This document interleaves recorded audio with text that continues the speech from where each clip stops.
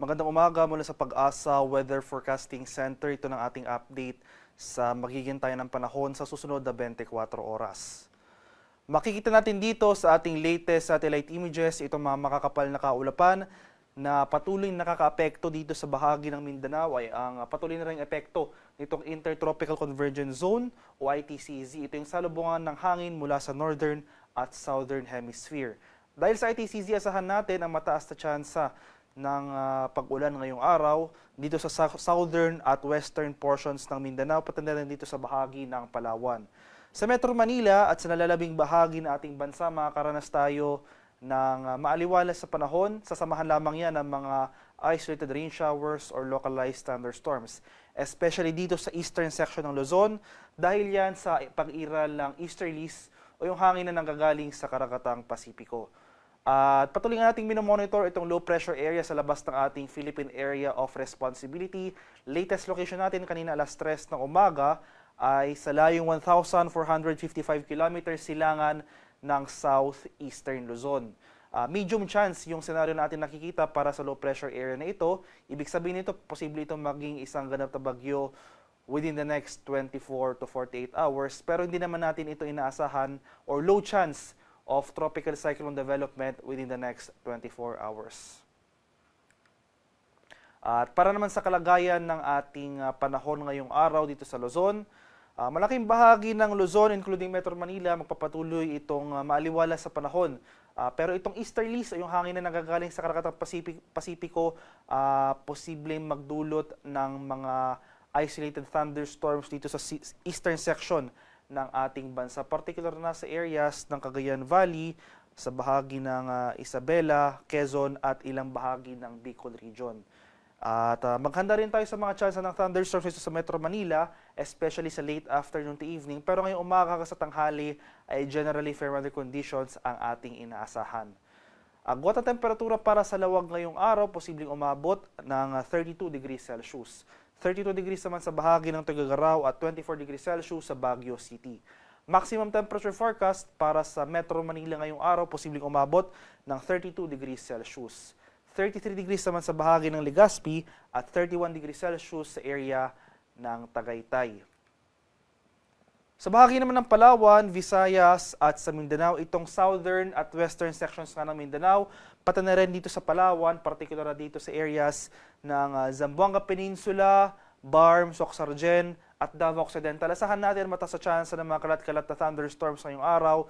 Dulot pa rin yan ng Intertropical Convergence Zone o ITCZ. Kaya patuloy tayong maging handa at alerto sa mga banta ng pagbaha at pagguho ng lupa, lalong-lalo na kung tuloy-tuloy ang pag-ulan na ating mararanasan.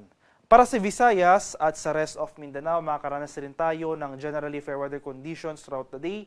Makanda pa rin tayo sa mga tsansa ng localized thunderstorms, especially sa hapon hanggang sa gabi. Maximum temperature forecast para sa Calayan Islands ngayong araw, posibleng umabot ng 32 degrees Celsius. 32 degrees naman dito sa bahagi ng Puerto Princesa at 32 degrees Celsius sa areas ng Iloilo, Cebu at Tacloban. Maximum temperature forecast para sa Cagayan de Oro ngayong araw, posibleng umabot ng 32 degrees Celsius. 33 degrees naman sa bahagi ng Davao at 32 degrees Celsius sa area ng Zamboanga. At sa kalagayan ng ating karagatan sa kasalukuyan, walang nakataas na gale warning sa anumang baybay na ating kapuluan at banayad hanggang sa tamtamang pag-alon na ating inaasahan sa malaking bahagi ng ating bansa. Gayunpaman, posible pa rin yung mga thunderstorms o yung mga offshore thunderstorms. Kaya asahan natin itong paglakas ng hangin kung meron tayong offshore thunderstorms at kaakibat dito ang bagyang pagtaas ng ating mga alon. Kaya iba yung pag-ingat pa rin sa ating mga kababayan na maglalayag. At para naman sa ating 3-day weather outlook sa malaking bahagi ng ating bansa, at ito nga low pressure area na ating minomonitor sa labas ng PAR, ay naasahan natin na posible itong pumasok ng ating area of responsibility within the day. At yung senaryo nga natin nakikita para sa sama ng panahon na ito, tumataas na ngayon chance ng tropical cyclone development. So yung senaryo po natin ay medium chance na maging bagyo ito. Inaasahan natin ang na posible nga itong maging bagyo within the next 24 to 48 hours. At yung time period na ito, possibly by late Sunday to early next week. So gayon pa man, sa ngayon, malayo pa ito sa ating bansa. Pero sa mga susunod na araw, inaasahan natin dahil sa bahagyang paglapit nito sa ating kalupaan, Posible ito magdulot ng mga pag-ulan sa ilang areas ng Luzon, particular na sa bahagi ng Cagayan Valley, Aurora, malaking bahagi ng Southern Luzon at ng Visayas. Dito naman sa area ng Palawan at Mindanao, dahil naman sa ITCZ or Intertropical Convergence Zone, magpapatuloy itong mataas sa chance ng mga kaulapan at thunderstorms sa mga nabanggit na lugar. Kaya malaking bahagi ng ating bansa sa mga susunod na araw, inaasahan natin ang mga pag-ulan na dulot ng ITCZ at itong posibleng bagyo na ating binabantayan. Kaya ugaliing umantabay sa mga future updates sa pinapalabas ng Pag-asa ukol sa ating ulat panahon, pati na rin dito sa ating low pressure area na may monitor sa labas ng ating Philippine Area of Responsibility. At ang haring araw dito sa Kamanilaan ay sisikat mamayang 5:48 ng umaga at lulubog naman mamaya sa ganap na 5:34 ng hapon. At para sa karagdagang impormasyon tungkol sa ulat panahon, lalong-lalo na sa mga rainfall or thunderstorm advisory sa posibleng i-issue ng ating Pag-asa Regional Center sa ating mga lokalidad, ay follow kami sa aming social media accounts at DOST_Pag-asa.